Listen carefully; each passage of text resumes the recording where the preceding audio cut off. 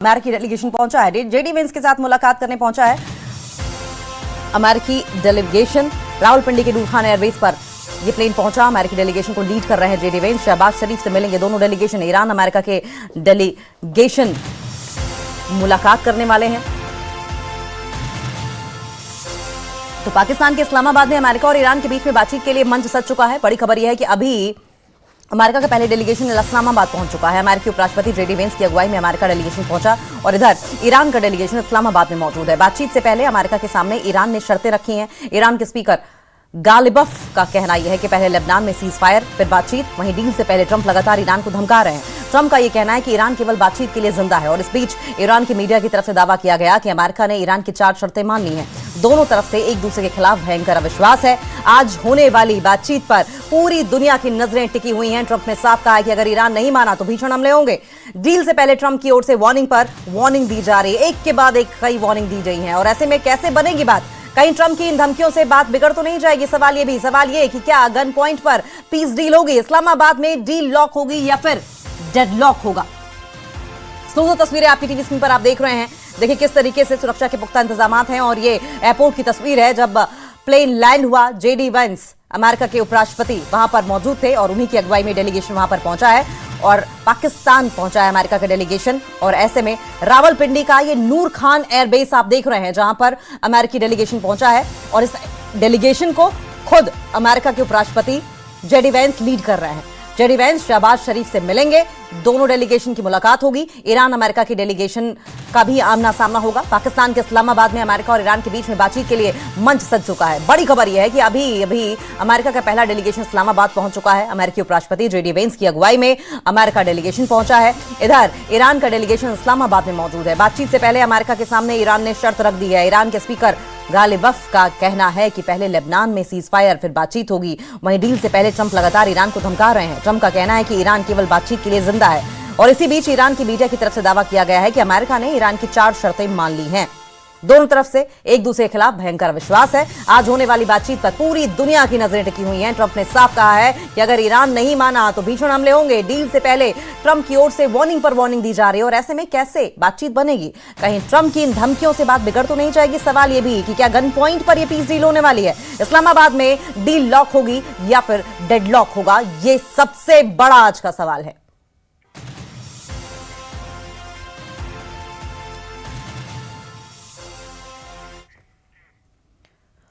और एक और ब्रेकिंग न्यूज आ रही है। पाकिस्तान के पीएम से दोनों प्रतिनिधिमंडल मिलेंगे। शहबाज शरीफ से दोनों रिप्रेजेंटेटिव्स मिलने वाले हैं। दोनों डेलीगेशंस अलग अलग मिलेंगे। पाकिस्तान से पीएम से पाकिस्तान के मुलाकात होगी। आपको बता दें कि पीएम से मुलाकात होगी। साथ साथ पाक पीएम से बैठक के बाद ईरान यूएस की भी बातचीत होगी। दोपहर 1 बजे शहबाज से डेलीगेशन की मुलाकात हो सकती है। तो बड़ी खबर सामने आ रही है। पाकिस्तान के पीएम से मिलेंगे दोनों प्रतिनिधिमंडल। शहबाज शरीफ से मिलेंगे दोनों प्रतिनिधिमंडल। अलग अलग मिलेंगे। पीएम से मिलेंगे। बैठक के बाद ईरान यूएस की वार्ता होगी। दोपहर 1 बजे शहबाज से मिल सकते हैं डेलीगेशन। ये बड़ी खबर सामने आ रही है। पाकिस्तान के पीएम से दोनों प्रतिनिधिमंडल की मुलाकात होने वाली है। और ऐसे में सबसे बड़ा सवाल तो ये है कि पीस डील होगी, डील लॉक होगी, डेडलॉक होगा? अमेरिका वर्सेस ईरान की अगर बात करें तो शांति या फिर समझौता होगा? लेकिन सवाल तो यही है कि क्या गन पॉइंट पर रखकर शर्तें मनवाई जा सकती हैं?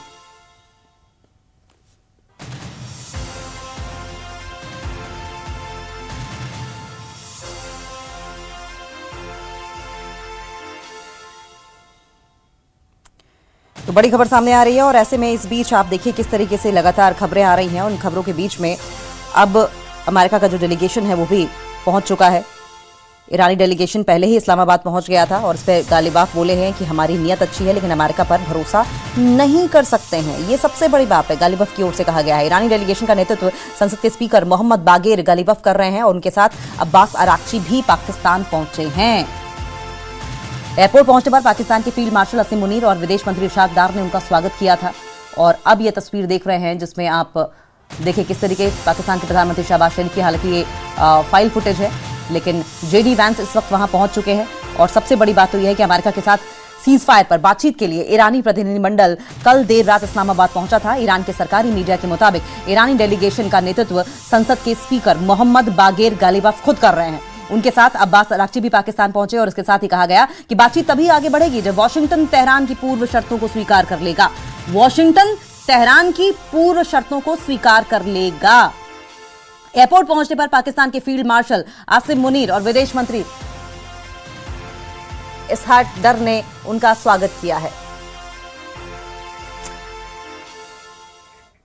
तो इससे जुड़ी एक और ब्रेकिंग न्यूज सामने आ रही है। इस्लामाबाद में शांति वार्ता से पहले रूस का बयान सामने आया है। वार्ता के सभी पक्ष जिम्मेदार होंगे, जिम्मेदारी के साथ व्यवहार करें, रशिया ने कहा है। वार्ता संकट के समाधान का मौका दे सकती है, रशिया कह रहे हैं। विवादों का समाधान राजनयिक माध्यम से हो सकता है। देखिए, ये बहुत इंपॉर्टेंट बात है जो मुझे लगता है कि अगर अभी तक के बातचीत में देखें तो भारत का भी यही स्टैंड रहा है।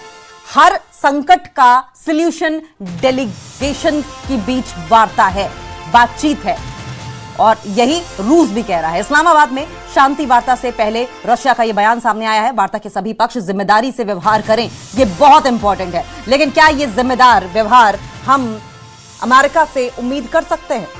जिम्मेदार, क्योंकि डोनाल्ड ट्रंप को आमतौर पर यू टर्न लेने के लिए, मूडी व्यवहार के लिए जाना जाता है, और ऐसे में क्या ये जिम्मेदार रवैया अमेरिका की ओर से भी दिखाया जाएगा? वार्ता संकट के समाधान का मौका क्या रशिया दे सकता है? विवादों का समाधान क्या हो सकता है? राजनयिक माध्यम से होना चाहिए हर विवाद का हल। तो इस्लामाबाद में शांति बनेगी या फिर ये जो शांति है ये आने वाले समय में बिगड़ती हुई दिखाई देगी? अमेरिका वर्सेस ईरान, शांति या समाधान, आज का सबसे बड़ा सवाल यही है। तो बड़ी खबर सामने आ रही है, पाकिस्तान में बातचीत होने वाली है, शांति का रास्ता निकलेगा वार्ता संकट के बीच में। ये बड़ी अपडेट आ रही कि जेडी वैंस अपने डेलीगेशन के साथ पहुंच गए हैं। रावलपिंडी के आपने नूर खां एयरबेस पर उनको देखा, और इससे पहले गालिबफ साथ साथ अब्बास अराक्ची भी पहुंचे हैं पाकिस्तान। लेकिन बहुत क्लियर है, एक तरफ अमेरिका अड़ा हुआ है कि ईरान नहीं माना तो हमले होते रहेंगे। सवाल यह भी कि क्या गन पॉइंट पर हमले करेंगे? दूसरी बड़ी बात यह कि ईरान की ओर से कह दिया गया है कि जब तक तेहरान की पूर्व शर्तों को नहीं माना जाता, बातचीत आगे नहीं बढ़ पाएगी। ऐसे में दोनों पक्ष आपस में अपने अपने स्टैंड पर अड़े हुए हैं, और ये स्टैंड किसी ना किसी को कहीं ना कहीं झुकना पड़ेगा। कुछ पॉइंट पर संभवतः अमेरिका झुके, कुछ पॉइंट पर ईरान झुके, तभी संभव है कि बातचीत आगे बढ़ सकती है या बातचीत के जरिए समाधान निकाला जा सकता है। नहीं तो डेडलॉक वैसा का वैसा बना रहेगा जैसा कि अभी तक कई दौर की वार्ता के दौरान बना रहा, चाहे कतर में बातचीत हो या इसके अलावा कई दौर की बातचीत की बात जिस तरीके से अमेरिका करता रहा है, नेतन्याहू करता रहा। हालांकि यहां पर होना इजराइल को भी चाहिए था, लेकिन जिस तरीके से पाकिस्तान की ओर से एक तरफ पीस की बातचीत की गई, एक तरफ डेलीगेशन की बातचीत की गई, मध्यस्थता की बातचीत की गई, और उसके बाद इजराइल को कैंसर कह दिया गया, और उसके बाद फिर दबाव में आकर ये पोस्ट डिलीट भी की गई। तो इजराइल ने नामुनासिब समझा पाकिस्तान जाना, क्योंकि इस तरह का बर्ताव अगर पाकिस्तान की ओर से किसी भी देश की ओर से, किसी दूसरे देश की ओर से, किसी दूसरे देश के लिए किया जाता है जिसको वो देश के तौर पर गेस्ट के तौर पर आमंत्रित कर रहा हो, उसके लिए ऐसी भाषा का इस्तेमाल करना ये किसी को भी गवारा नहीं होगा। तो इजराइल ने तय किया कि वो नहीं आएगा। लेकिन सवाल यहां पर अब इस बात को लेकर है कि ट्रंप क्या करते हैं? क्या ट्रंप अपनी मनमानी करते रहते हैं? क्या ट्रंप अपनी वो शर्तें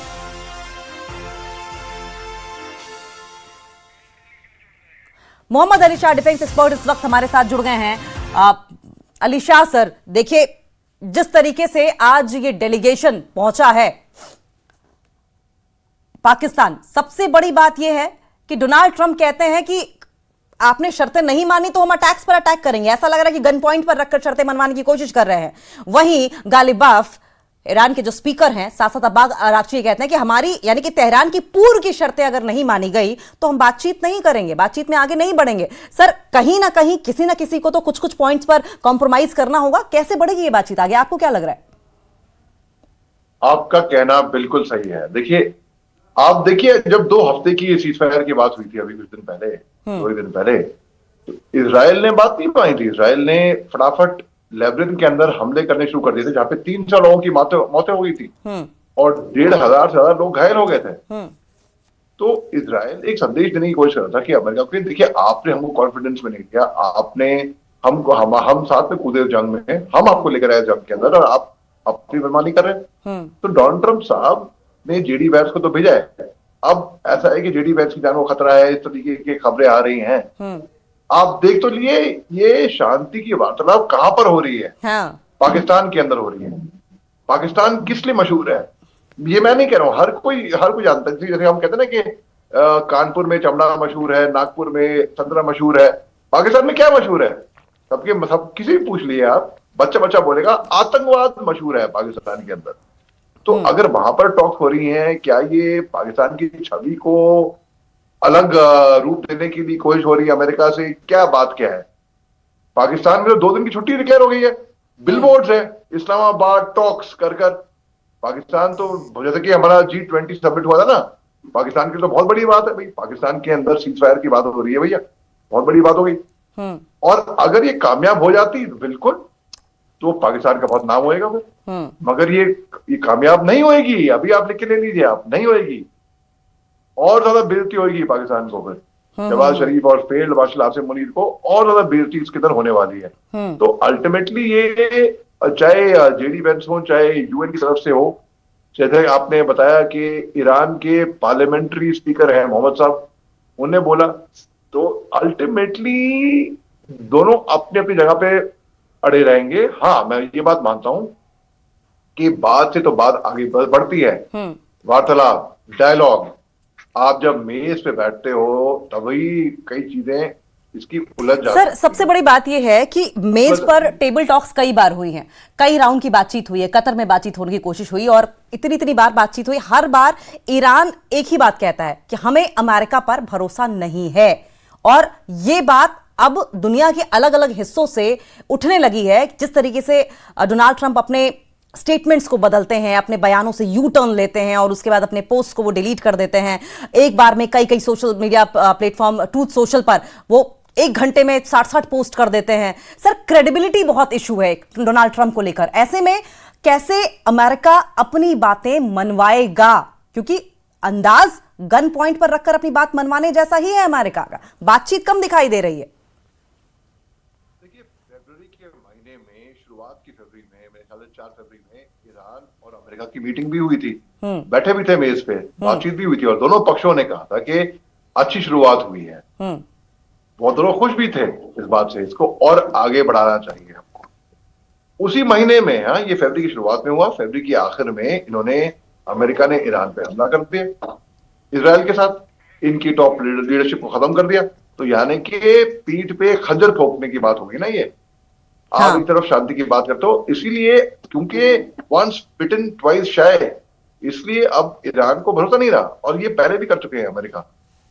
और जब ये सीज फायर, 2 हफ्ते की सीज फायर की बात हुई थी ना अभी 2 दिन पहले, तो मैंने तभी कहा था, ये टीवी पे, आपकी चैनल पे था शायद, मैंने कहा था कि मेरे को भरोसा नहीं है कि 2 हफ्ते तक ये चल पाएगा, ये नहीं चलेगा शायद। और वही बात है कि सर, अली सर, आप हमारे साथ बने रहिए। आपकी इसी पॉइंट को मैं, हमारे सहयोगी विशाल आजम न्यूज रूम से जुड़ गए हैं। विशाल, सर कह रहे थे कि 2 हफ्ते भी सीज फायर नहीं चलेगा।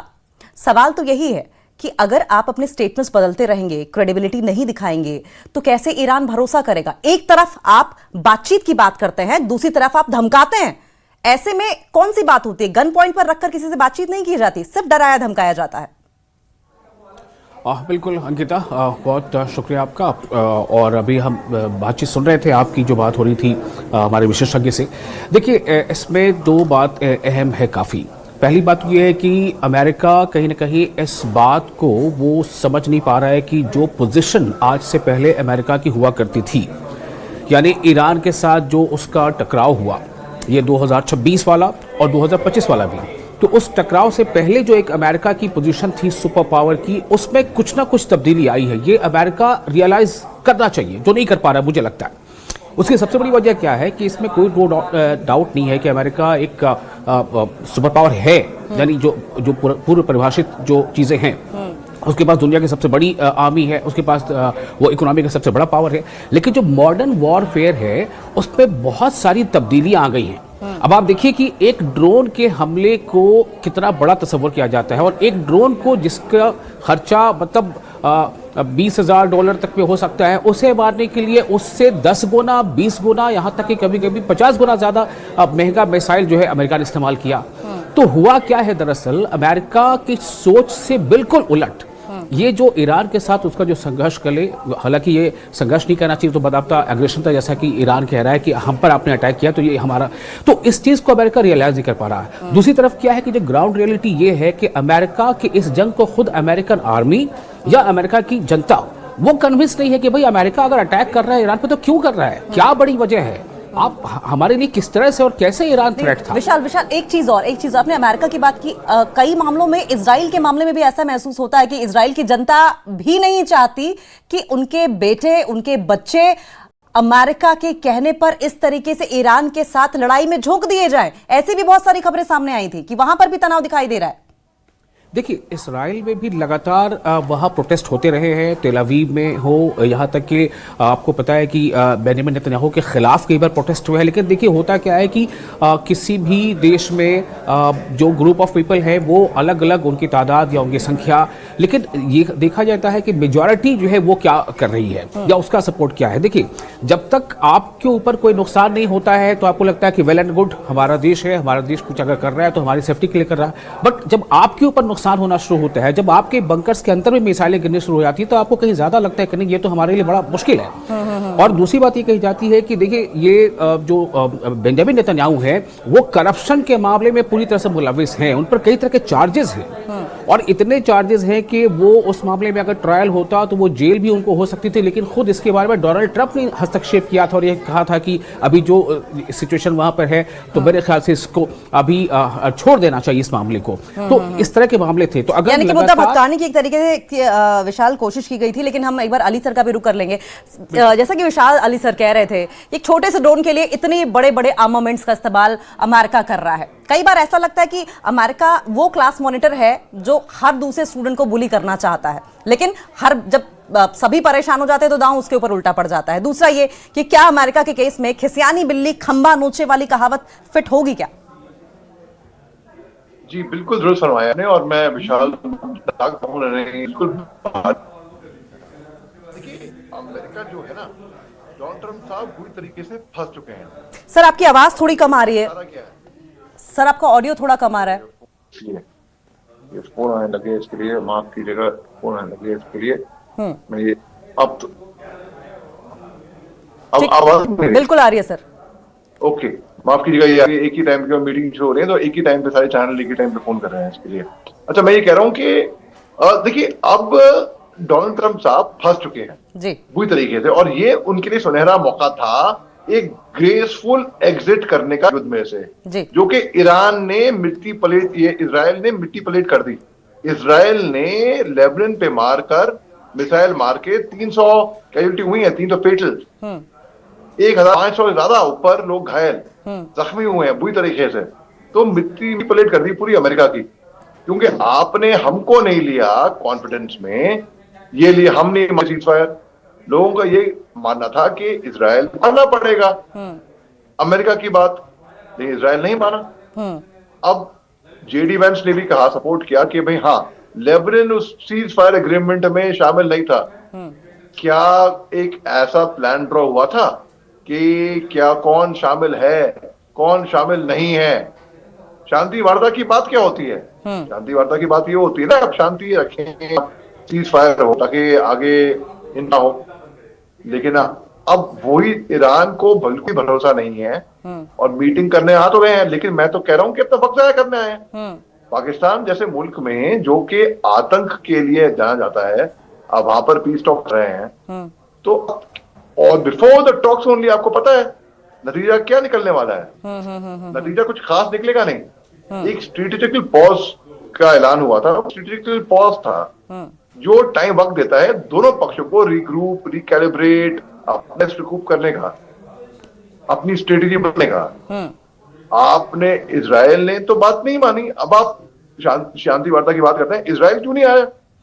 इजराइल को क्यों नहीं रखा है इनके? और डोनाल्ड साहब कोई बच्चे तो है नहीं कि प्रिंस सलमान ने बोला, सऊदी अरेबिया ने बोला कि ठोको ईरान को, मैंने ठोक दिया। अरे मेरे को इजराइल ने बोला और इजराइल कट लिया पटली गली से। आप ऐसे तो बच्चे तो है नहीं, इतना दिमाग होना चाहिए। आप झूठे हैं करके मानता हूं, डोनाल्ड ट्रंप साहब एक नंबर के झूठे हैं, क्योंकि वो इनकी कोई क्रेडिबिलिटी है नहीं। तो इसलिए ईरान को भरोसा नहीं है और I think rightly so. Iran को अब ये इस पीस टॉक्स में ना स्टेक्स लगी हुई हैं दुनिया भर की, क्योंकि स्ट्रेट ऑफ हॉर्मुज का इसके ऊपर फैसला होने वाला है। मगर एक बात जरूर है, ईरान जरूर मजबूत निकल कर आया है युद्ध के बाद। स्ट्रेट ऑफ हॉर्मुज पे पहले वो कंट्रोल नहीं करता था, अब वो कंट्रोल कर रहा है। टोल टैक्स नहीं वसूल करता था, अब टोल टैक्स वसूल करने लग गया। अब वो डिसाइड कर रहा है कि इजराइल, अमेरिका की शिप्स यहाँ से नहीं जाएंगी। अब वो उसके ऊपर सैंक्शन लगे हुए थे। अब हालांकि ऑफिशियल कोई साइकिल खुले नहीं है। ठीक है, माफ कीजिएगा अली साहब, आपको रोकेंगे, लेकिन थोड़ी देर में ईरान अमेरिका के बीच में बातचीत होने वाली है। बड़ी अपडेट सामने आ रही है, अलग अलग उच्च स्तरीय बैठकों से शुरुआत होगी। बड़ी अपडेट, जेडी वैंस पहले ही नूर खान एयरबेस रावलपिंडी पहुंच चुके हैं। डेलीगेशन अमेरिका का पहुंच चुका है, इससे पहले ईरान का डेलीगेशन भी पहुंच चुका था। आपने देखा अब्बास अराक्ची पहुंचे हैं, गलिबाफ पहुंचे हैं, और साफ तौर पर ईरान की ओर से कह दिया गया है कि तेहरान की पूर्व शर्तें अगर नहीं मानी गई तो बातचीत आगे नहीं बढ़ेगी। दूसरी तरफ बार बार ट्रंप ये कह रहे हैं कि अगर अमेरिका की शर्तें नहीं मानी गई, अमेरिका की बात नहीं मानी गई तो अंजाम बुरा होगा, यानी कि गन पॉइंट पर अमेरिका अपनी बातें मनवाना चाह रहा है। ईरान अपने पक्ष में अड़ा हुआ है, अपने स्टैंड पर अड़िग है, और ऐसे में बात इस बात को लेकर उठ रही है कि जो जगह चुनी गई है, यानी पाकिस्तान जैसा देश, ऐसे में क्या पाकिस्तान की मध्यस्थता से ये जो मामला है उसे सुलझाना कितना मुमकिन है। थोड़ी देर में ईरान अमेरिका के बीच में वार्ता होने वाली है, अलग अलग उच्च स्तरीय बैठकों से शुरुआत होगी, और सीधा विशाल का रुख कर लेंगे, हमारे सहयोगी का विशाल। अली सर हमारे साथ डिफेंस एक्सपर्ट जुड़े हुए थे, आपने सुना कि उन्होंने इजराइल के न आने पर सवाल उठाए कि सवाल यह भी उठ रहा है कि क्या इजराइल और अमेरिका एक लीग पर हैं भी या नहीं, या दोनों के बीच में बहुत सारे पॉइंट्स पर मतभेद हैं। दूसरा, पाकिस्तान को लेकर बड़े सवाल उठाए जा रहे हैं कि पाकिस्तान जैसी जगह को चुना गया, पाकिस्तान जैसी जगह को चुने जाने को लेकर आपका व्यू क्या है? क्या लगता है कि इससे क्या संदेश जाएगा दुनिया भर में? दोनों सवाल बताएं। देखिए, पहली बात तो ये है जो आपने इसराइल के ताल्लुक से पूछा। देखिए, इसराइल का इस सीज फायर से सीधा कोई राब्ता नहीं है। जैसे ही डोनाल्ड ट्रंप ने जब अपने सोशल मीडिया ट्रुथ सोशल पर ये अनाउंसमेंट किया था कि हमें ईरान की तरफ से और वाया पाकिस्तान एक प्रपोजल मिला है 10 पॉइंट्स का, and this is, I think it is workable, तो हम जो है इस दो हफ्ते का सीज फायर का अनाउंसमेंट कर रहे हैं। ये इसमें इसका फौरन रिएक्शन क्या आया था? इसका फौरन रिएक्शन नेतन्याहू की तरफ से ये आया था। नेतन्याहू का ये कहना था कि हमसे तो कोई कंसल्टेशन ही नहीं हुई है, और हमारा जो है इसमें जो सीज फायर है, तो जब उसका जो फ्लैशबैक यानी इसके जो पस मंजर जो है बैकग्राउंडर ये आने लगा कि दरअसल डोनाल्ड ट्रंप ने जब ये सोशल मीडिया ट्रुथ सोशल पर उन्होंने ये अनाउंसमेंट किया था, उसके पहले डोनाल्ड ट्रंप ने इसराइल से बातचीत की थी नेतन्याहू से, लेकिन नेतन्याहू इस सीज फायर के हक में नहीं थे। चूंकि देखिए, हमें यह समझना पड़ेगा, अमेरिका ने जब अटैक किया है ईरान पर, उसके मकासद, उसका अपना एजेंडा कुछ और हो सकता है, लेकिन इजराइल का एजेंडा कुछ और है। और इजराइल का जो एजेंडा है, उस एजेंडे में ये कहीं से फिट नहीं बैठता है कि सीज फायर हो। इजराइल दरअसल ईरान के खिलाफ एक लंबी लड़ाई चाहता था, और इसराइल ये चाहता था कि लंबी लड़ाई हो, इतनी लड़ाई लंबी हो कि ईरान बिल्कुल कमजोर हो जाए, और इसमें इसराइल को अमेरिका का साथ चाहिए था। लेकिन इसका मतलब तो ये हुआ ना विशाल कि इजराइल और अमेरिका के बीच में भी कोई कोऑर्डिनेशन नहीं, और सबसे बड़ी बात यह है कि इजराइल सीज फायर नहीं चाहता था, इजराइल के साथ कोऑर्डिनेशन नहीं की गई। तो जिस तरीके से पिछले 7-8 युद्धों को खत्म कराने का दावा डोनाल्ड ट्रंप की ओर से किया गया, और फिर दुनिया ने आरोप लगाया कि वो जबरदस्ती चौधरी बन रहे हैं, क्या इस मामले में भी यही समझा जाए?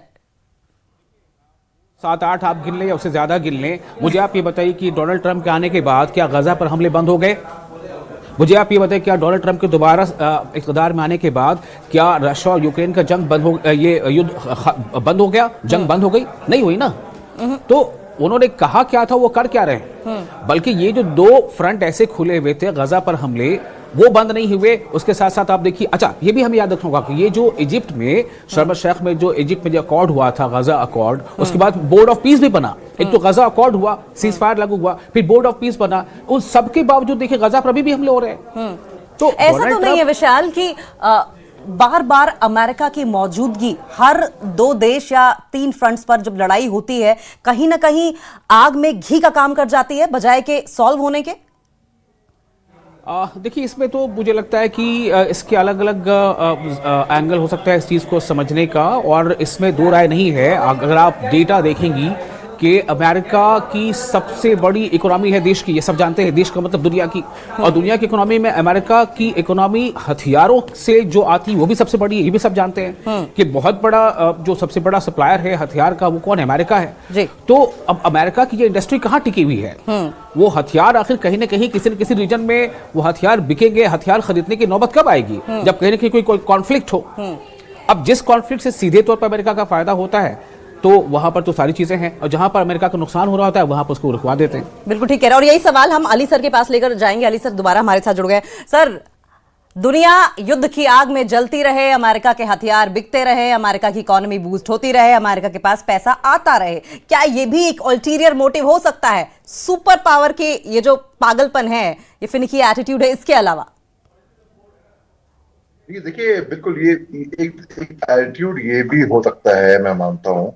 मगर अमेरिका, डोनाल्ड ट्रंप साहब ने जो बड़े बड़े दावे किए थे ना, मैंने ये जंग रुकाई, मैंने वो किया, मैंने अब तक किसी ने मेरे को पीस प्राइज के लिए, नोबेल पीस प्राइज के लिए आपने सोचा नहीं, आपने मेरे को ये किया, ये सब बंकम है। मैं आपका इसमें अगर हल्का सा मेरे को आप टाइम दें, मैं बताऊंगा आपको।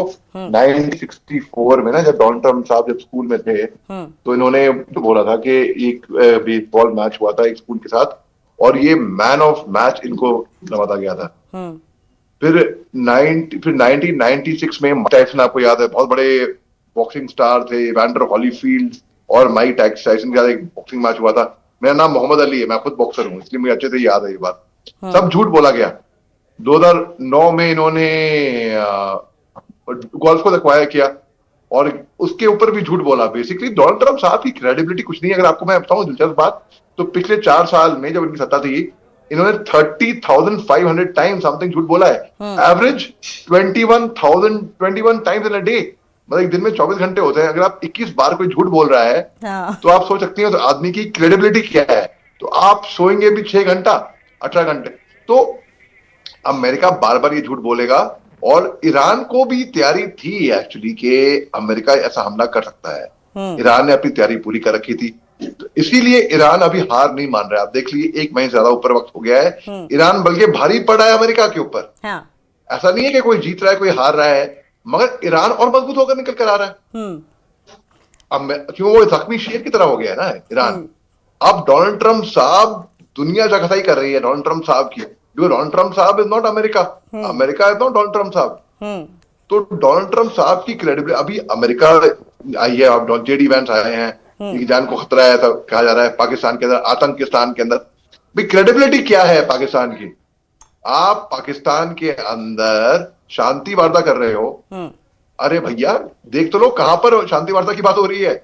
जो लोग आए हैं क्या वो महफूज हैं?